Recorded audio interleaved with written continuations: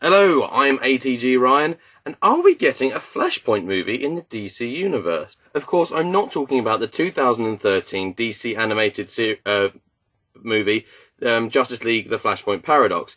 While it was amazing, and we will cover some of the other DC animated films at some other point, because there's one thing DC has over Marvel, is how to make a good animated movie. No, I'm talking live action, which may seem a bit far-fetched because we're only 3 films into the DC Universe, but, you know, hear me out. Number 1. We already know Flash has the ability to time travel because he appears in Batman vs Superman, warning Bruce, saying that he was right, and it's Lois. It's kind of a bit hard to tell in the whole, it looks like a weird Iron Man armour. Not quite the cosmic treadmill, but maybe it's somehow involved. I don't know, but scrap that, we'll come back to that. So that's obviously one point that we needed to have for a Flashpoint movie to happen. Point 2. They got Jeffrey Dean Morgan to play Thomas Wayne.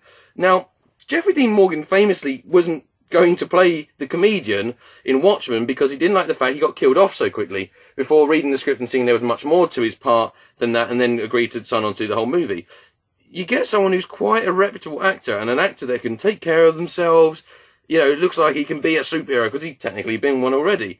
So why would you get someone like that to be a character that gets killed off and only has one line?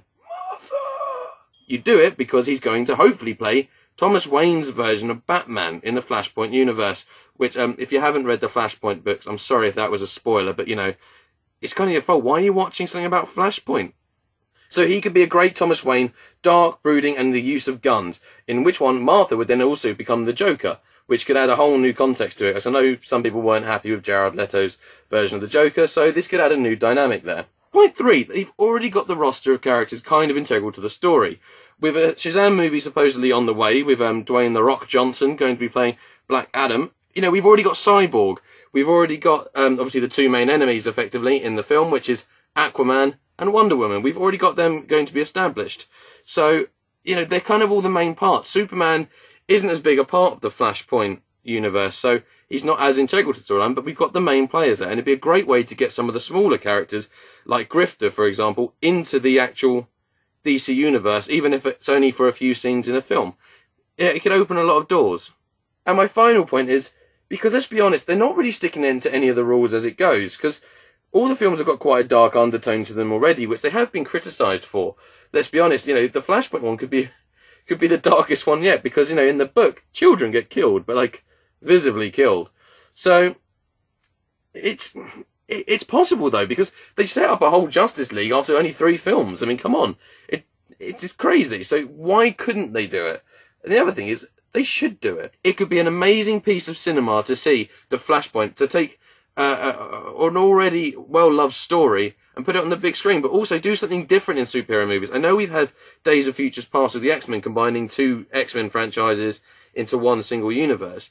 But this could be a really good chance to take those characters out and actually have other actors play those characters, because those characters never existed, if you get my meaning. So rather than seeing James McAvoy become Patrick Stewart, we'll be seeing, obviously, Ben Affleck's Batman suddenly become Thomas Wayne, Jeffrey Dean Morgan's Batman. The darker, more serious with guns. And I know I said more serious, as if Ben Affleck wasn't serious in Batman vs Superman. But that's my theory. Let me know if you agree, and if you can think of any other kind of clues and hints that you've seen that make you think it might be the same, or if you think I'm completely wrong, go for it. But give me a shout down in the comments. I'd love to get a bit of dialogue going with some people. So I kind of like to have these conversations.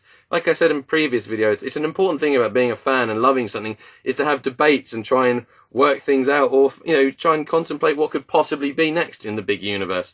Because let's be honest, DC are just changing the schedule every 5 minutes. They confirm a movie, then it's like, oh, that's been taken out, and it's now Gotham City Sirens, and then who knows what's going on? Who's even directing Batman these days? I don't know. And one more thing, guys, if you want to get 2 free tickets to Comic-Con, all you have to do, subscribe to the channel, and if we get up to 100 subscribers, we'll start a live draw, pulling tickets out for you.